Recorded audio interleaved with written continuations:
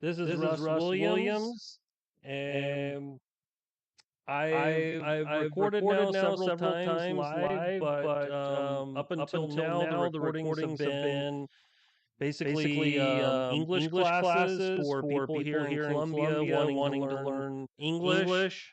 So I do have English and Spanish courses on Patreon. For those that are interested in that. But I would like to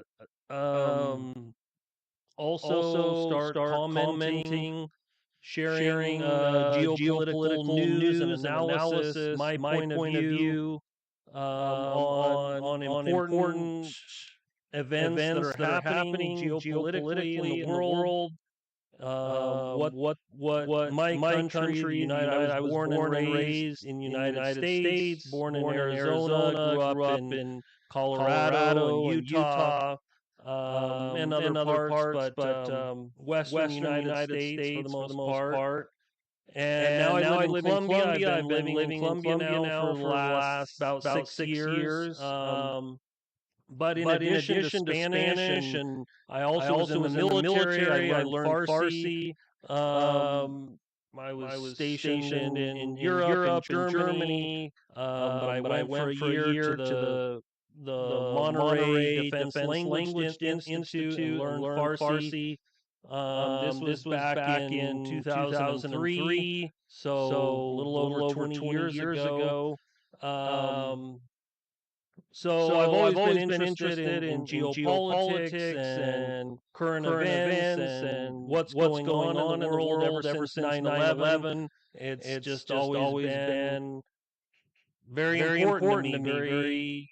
I feel like it is very important. It affects, even though we think that what can I do? There's nothing I can do. There's always something that we can do, whether it's what I'm doing, just giving out information, trying to learn, and at the same time educate others on things that I'm learning and looking at.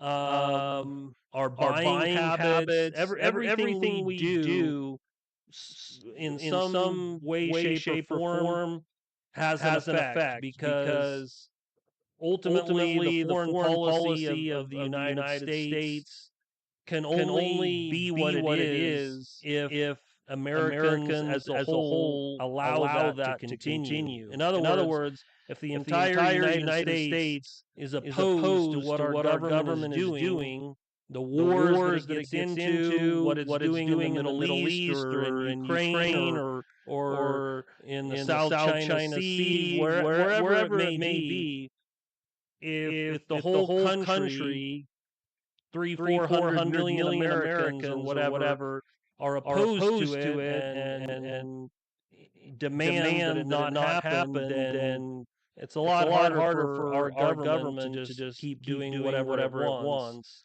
disregarding the public. So I feel like it is important. We all have a role to play, whether we think that it affects us or not. It does, from our buying habits to the way that people vote and everything else. So I just feel like it's important for me to share some things that I think are important. The one that's most current and salient over this weekend is the U.S. is starting bombing Yemen again. It's been bombing Yemen for the last approximately a year, ever since after October 7th, when Hamas,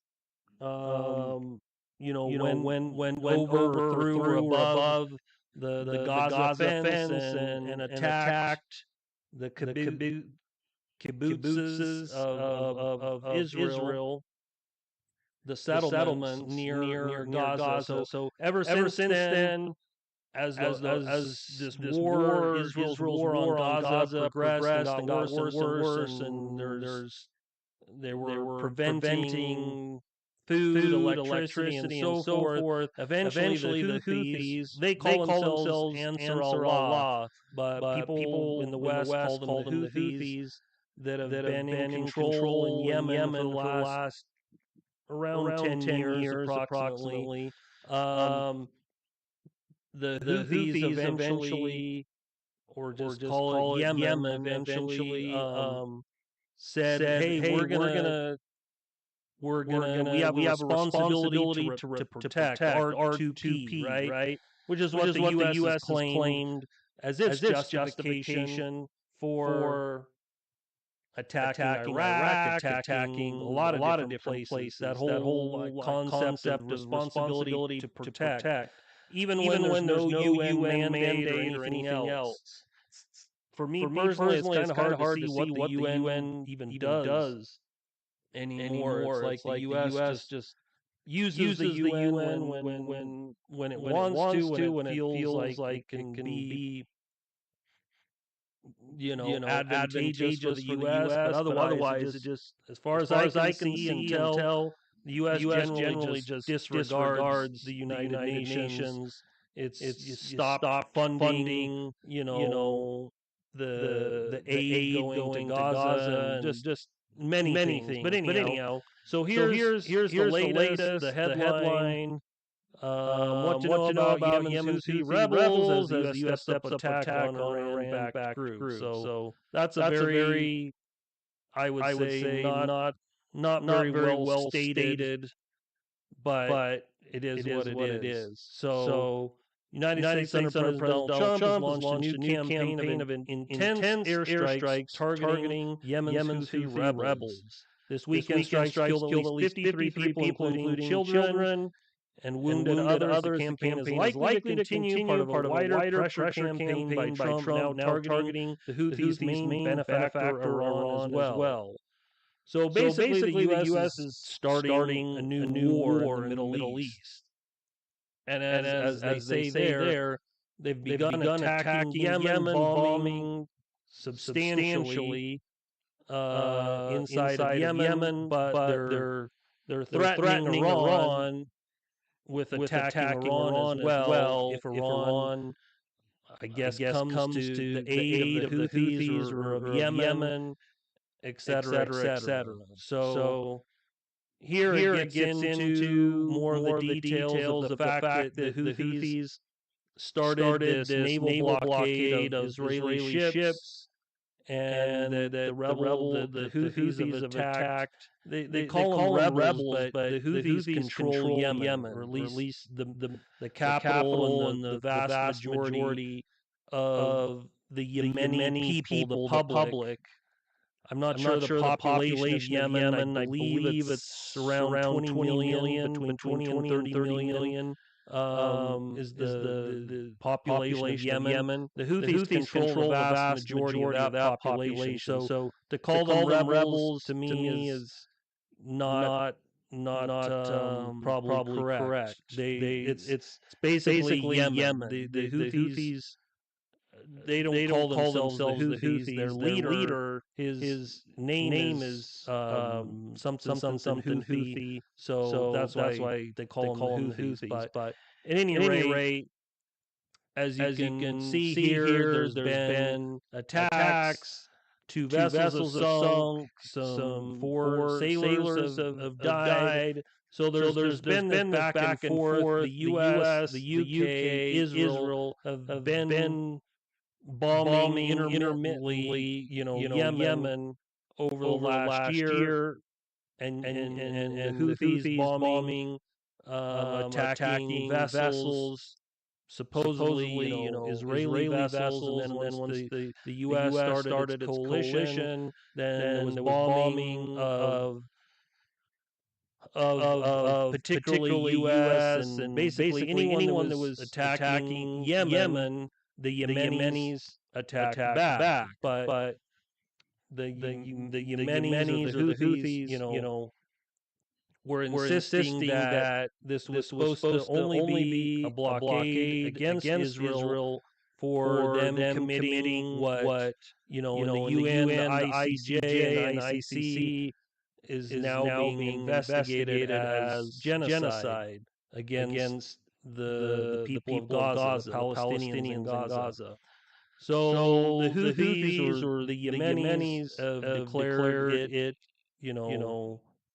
their responsibility to protect the R2P. That it's ironic that the U.S. has started all these wars and invasions and justified it all with the R2P, the responsibility to protect. And now it's the Houthis, the Yemenis that are giving that justification or rationale for them doing the naval blockade. It's quite of a turn of events. Pretty ironic. Yeah. So that's basically what's happening. I would like to go through. I think it's important to show the bigger picture. Why is the U.S. going to war again when Trump has been stating and repeating 1,000 times that he wants to end the wars, he wants to stop the killing, he wants to be a president of peace. He's pushing hard for a ceasefire in Ukraine between Ukrainians and the Russians.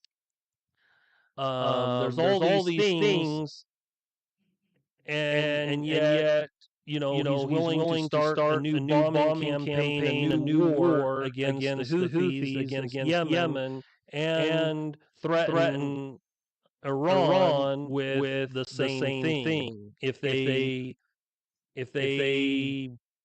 I guess help the Houthis, if they come to their aid in any way, if they in fact, I just read that any attacks from the Houthis, the U.S. is going to consider any attack from Yemen as being an attack from Iran. So they're basically setting it up to start a war against Iran as well. Which if that happens, is going to be a massive war throughout the whole Middle East. That will drive up oil prices, that will have an enormous effect on the whole world, the economy, oil prices, everything. So the question is why? Why does the U.S. insist on this? And I want to go through some of the things that I've seen, some of the videos, and just my perspective. So the first thing I saw this was here recently showing. Well, let me go to that later. I look at here's the best example. How did Trump treat Zelensky? So Zelensky, he's the president of Ukraine. They've been at war with Russia for 3 years. Zelensky comes to the U.S. for security guarantees to try and get Trump to agree to escalate or to at least continue supporting and offer security guarantees. And this is what happened with that situation when that happened. So here's that. I think that if you will speak very loudly about the war, you He's not speaking loudly. He's not. Don't feel now, but you will feel it in the future. God bless. You don't know that. God bless. God bless. You will not have war. Don't tell us what we're going to feel. We're trying to solve a problem. Don't tell us what we're going to feel. I'm not telling you. Because you're in no position to dictate that. Remember this. You're in no position to dictate what we're going to feel. We're going to feel very good. You will feel influence. We're going to feel very good and very strong. You will feel influence. You're right now not in a very good position. You've allowed yourself to be in a very bad position, and he happens to be right about it. From the very beginning of the war. You're not in a good position. You don't have the cards right now. With us, you start having cards. Right now, you don't. You're playing cards. You're playing cards. You're gambling with the lives of millions of people. You're gambling with World War III. You're gambling with World War III. And what you're doing is very disrespectful to the country, this country. So just showing the difference between this. How Trump treated Zelensky, right? The respect he gave him, which you didn't really see much of any respect from either. Not Trump towards Zelensky or Zelensky towards Trump. So there's just I would almost say disdain toward in both directions. But look at the difference between that and how Trump treats Netanyahu here.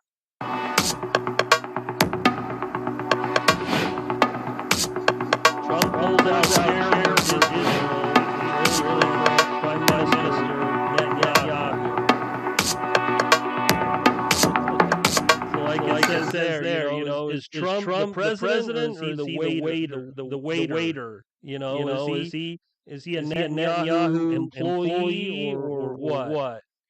And there's other ones here like this one with Keir Starmer. If British troops are in Ukraine keeping the peace and get attacked by Russia, will you come to their aid?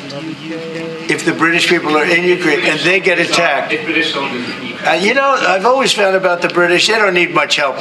They can take care of themselves very well.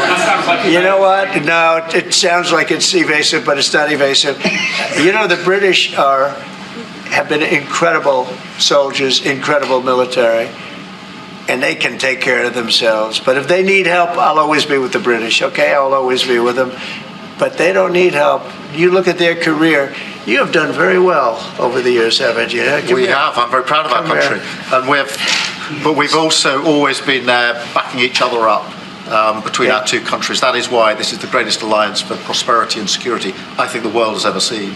Whenever necessary, we've absolutely backed each other up, and that's at the core. Could you take on Russia by yourselves? Well, all right. So, that's Trump. That's Trump. He loves showing. He loves just basically, I guess, putting other people down or showing his position of superiority. Sort of like putting people in their place, right? Like making a joke out of the fact that the UK has to come begging to the US to him to ask for security guarantees or help or backup to take on the Russians.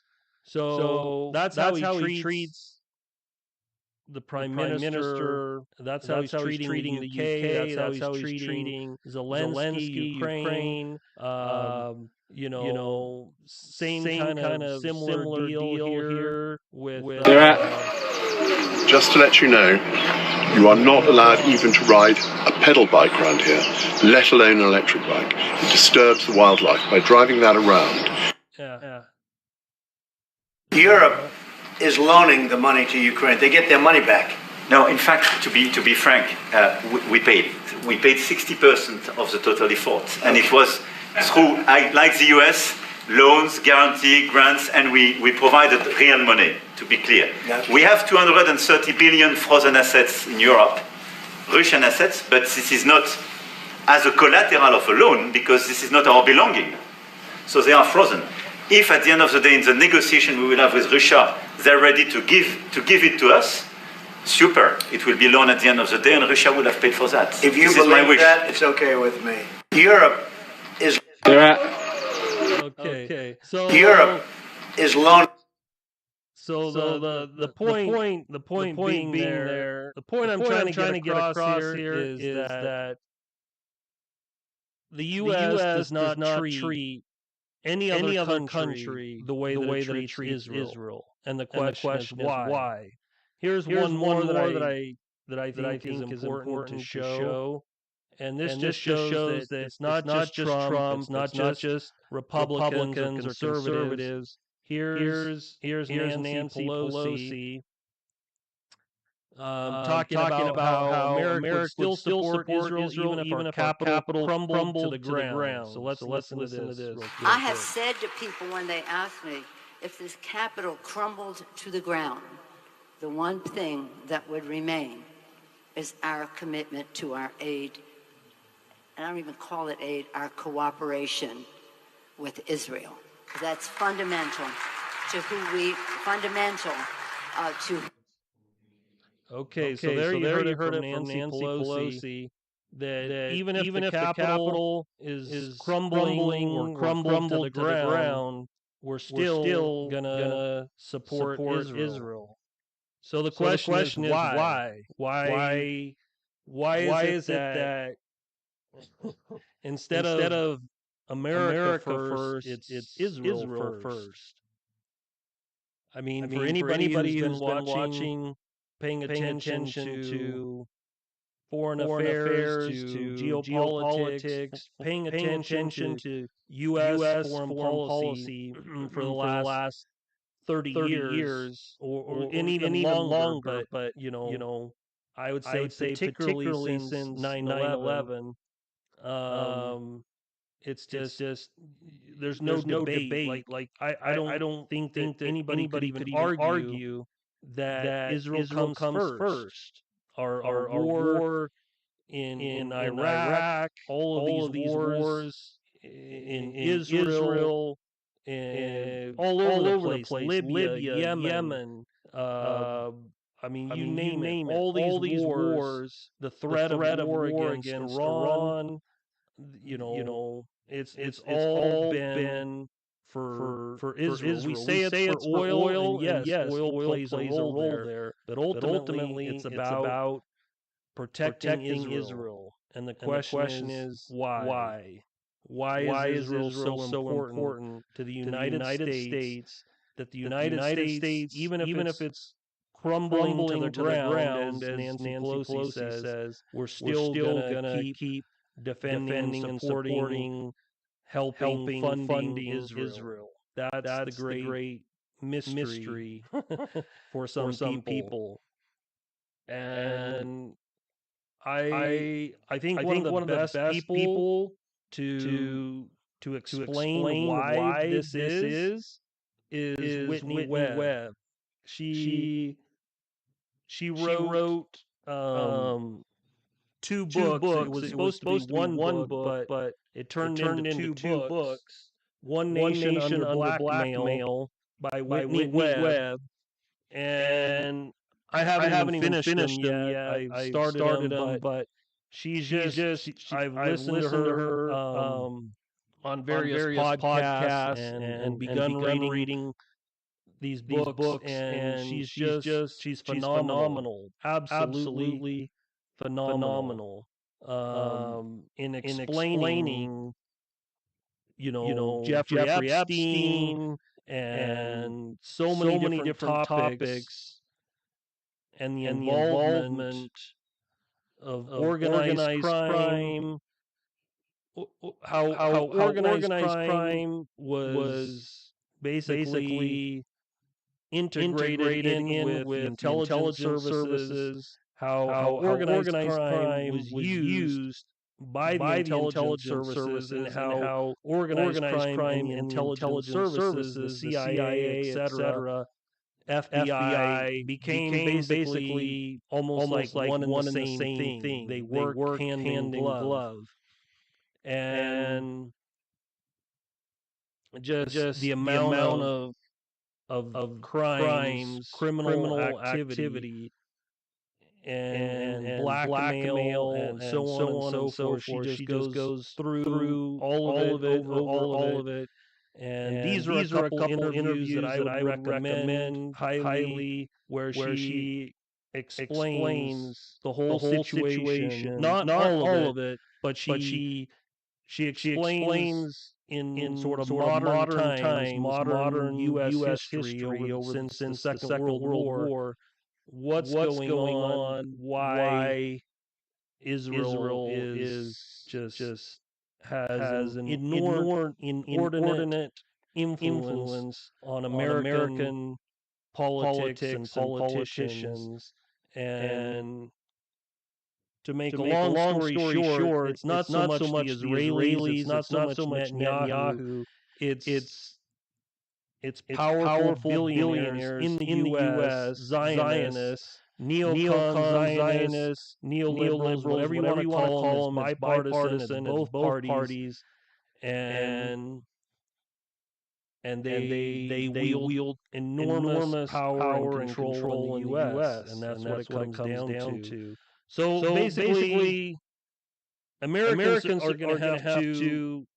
We're either going to serve Israel or serve these Zionists, serve the neocons, and we're going to just keep fighting the wars that the Zionists, the neocons, the neoliberals, the elite, the politicians. We're either going to just endlessly keep fighting because they're fighting. They're in a fight against everyone. And so we're either going to keep fighting these wars against everyone, or we're going to have to put an end to it. And so, but the first thing is knowing the problem, where the problem is, why there's the problem, and not buying into it, not going along with it, not letting religion, because for many people, the Christian, Judeo-Christian values, et cetera, that is what they use as a justification for this policy of Israel comes first. Israel first, or whatever's good, whatever we think is good for Israel, that's what's good for America. It's ridiculous. And I don't think people should believe it or buy into it. And my goal is to explain to people why that is such a mistaken belief and a mistaken policy. You've got here's a channel that I like. They're more on the left, right? They're more liberal, I would say. Breaking points, but I mean, right there, Trump bombs Yemen on behalf of Israel. So I'm not just saying it myself. This is what's happening, and it's started over the weekend. They also talk about the anti-Semitism crackdown, Trump's, where they're starting to arrest people that protested last year because of Israel's war on Gaza. So free speech is under attack. And there's one last video that I'd like to show that while it's not it is about Israel, but this is a video from like 10 years ago, and this just shows how this continuity of agenda of threatening Iran. It's sort of like if Iran is Israel's enemy, then Iran has to be America's enemy, and we have to go to war with Iran to protect Israel, or to so that Israel can keep expanding into greater Israel, taking more land, taking just expanding in every sense of the word. So this is an eye-opening video here. Let's see, we'll start it right here. The final offer would give Iran everything it said it's won. So we're not asking them to give up what they've announced as their goal. And that's a useful thing, both with the Iranian public and with the world. We have to face the distinct possibility that our campaign of greater pressure on Iran will not influence the Supreme Leader. I mean, the Supreme Leader has good reason to believe that North Korea is a success and China is a failure. Because North Korea has sustained its revolutionary fervor through several generations of leadership, whereas the Chinese regime, while it's still in place, has lost its revolutionary fervor. Now, if that's the criteria by which he judges what constitutes success, the fact that North Koreans are starving and the Chinese are prosperous is not as important. And if that's a situation we face, we should find that out soon. Because in that situation, we are headed towards war. And we need to clarify that. I'm not sure that the Iranian leadership would agree with that judgment. I'm not even sure the Supreme Leader would make that judgment. But it is quite possible that he will. And if he does, we should know that soon. I frankly think that crisis initiation is really tough. And it's very hard for me to see how the United States president can get us to war with Iran. which leads me to conclude that if, in fact, compromise is not coming, that the traditional way of America gets to war is what would be best for U.S. interests. Some people might think that Mr. Roosevelt wanted to get us into World War II, as David mentioned. You may recall we had to wait for Pearl Harbor. Some people might think Mr. Wilson wanted to get us into World War I. You may recall he had to wait for the Lusitania episode. Some people might think that Mr. Johnson wanted to send troops to Vietnam. You may recall he had to wait for the Gulf of Tonkin episode. We didn't go to war with Spain until the until the Maine exploded. And may I point out that Mr. Lincoln did not feel he could call out the Federal Army until Fort Sumter was attacked, which is why he ordered the commander at Fort Sumter to do exactly that thing which the South Carolinians had said would cause an attack. So if, in fact, the Iranians aren't going to compromise, it would be best if somebody else started the war. Gentlemen, let me ask. I wanted to ask a question about a word that has a. So what is this Patrick Clausen saying there?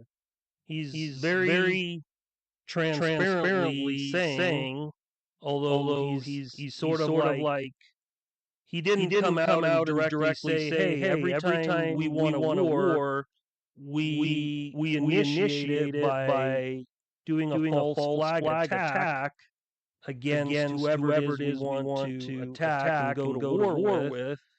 But that's what he says. That's what he said. Every time we wanted a war, we had to wait until something bad happened. Well, he just explained that bad thing that happened is because we made it happen. We did it. In other words, we do the what they call a false flag attack, right? In other words, we attack ourselves and we blame it on the enemy that we want to go to war with. That's what he was saying right there. He said it in a very clear and transparent way. And here he comes back and he clarifies himself to the point where to leave no doubt, no question about what he was saying. Look, the sanctions are starting to bite on Iran's economy. And we are going to learn before too long how much priority the Supreme Leader places on that. And it is distinctly possible that he would be prepared to see Iran become North Korea. That may be a desirable model for him. I don't think it's a desirable model for the Iranian people at all. I don't think that's what they want. And I think he'd face a lot of resistance if he tried to push that idea through. But that is possible. I mean, this is a man who seems to place such high priority on revolutionary fervor. And we will find that out. I don't know. But I would just like to suggest that one can combine other means of pressure with sanctions. I mentioned that explosion on August 17th. We could step up the pressure. I mean, look, people, Iranian submarines periodically go down. Someday one of them might knock them up. Who would know why? We can do a variety of things if we wish to decrease the pressure. I'm not advocating that. But I'm just suggesting that this is not a either-or proposition of, it's just sanctions has to succeed or other things. We are in the game of using covert means against the Iranians. We could get nastier at that. Okay, so that's what I want to share with you guys today is as he very clearly stated right there. When we want to go to war, we go to war. And if we can't get the other side to start the war that we want, then we start it ourselves. We covertly attack them, or we attack ourselves in what again they call a false flag attack. We attack ourselves and then blame it on them to justify going to war. This is the problem we have, my fellow Americans. This is our problem. Is we have leaders like this who their interest is empire. They want to rule the world. They believe that the world should be theirs to rule. Manifest destiny, whatever you want to call it. The right to rule, they believe is theirs. And they will do anything. They will stop at nothing. They'll justify it. They'll give all these different reasons. You just heard him very clearly. When we want a war, when it suits our interests. But again, it's not even America's interest. It's when it suits Israel's interest. That's what we've been discussing today. That's what's become obvious to everyone. And people are paying attention like never before because they're seeing that this isn't even saying America's interest. What does that mean? Who in America? There are certain people, the billionaires, the billionaire class, they benefit from certain things, wars, the military-industrial complex. Just because they benefit making weapons doesn't mean you or I are going to benefit. So we really have to take control of our own destiny. We have to take control of our lives, take control of what is supposedly our freedom. What people are realizing is it's not freedom. It's privileges. If you play the game, you do what you're told to do, you pay your taxes, do whatever, then you have privileges. It's like driving. They don't even pretend you have the right to drive on the road. It's a privilege, they tell us, right? It's a privilege to be able to drive. That's not a right. Well, what we're finding out is all these other things that they've been telling us are our God-given rights or inherent human rights. It's all make-believe. It's not real. It's not true. The only rights we have are the rights that we demand, that we insist on. It's not the rights that they say that we have. People over the centuries, over the millennia, they didn't get rights because the elite, the powerful, the billionaires just started handing out rights and saying, oh yeah, here's your rights, here's your privileges, just because they love us, they care about us, they want us to be happy. That's ridiculous, and everyone understands that that's ridiculous. So people need to wake up, realize that you don't have any rights. The only rights you may have are what you demand. And they're not rights. You're given privileges until they don't want to give you the privileges anymore, and then you have obligations, right? So this affects us all. People need to realize what's really going on, who really is running the show, who makes the decisions, who's got the real rights and the real who benefits from these wars. It's not you or I. So anyhow, this was just like I said, I've been teaching English classes. I've got courses at patreon.com, gabber.life, but I also have a great interest in geopolitics, in U.S. foreign policy. I feel like it's extremely important. There's many great people. The two Alexes on the Duran. John Mearsheimer, Candace Owens, David Sachs. So many great commentators on geopolitics, Judge Napolitano and all of his guests. But there's things that I've studied, that I've learned or been reading that I feel like are important, and that I hope to share with you, with the public. And everyone brings their own perspective and their own ideas. And so I hope you've enjoyed this today, and look forward to sharing with you more in the future. Have a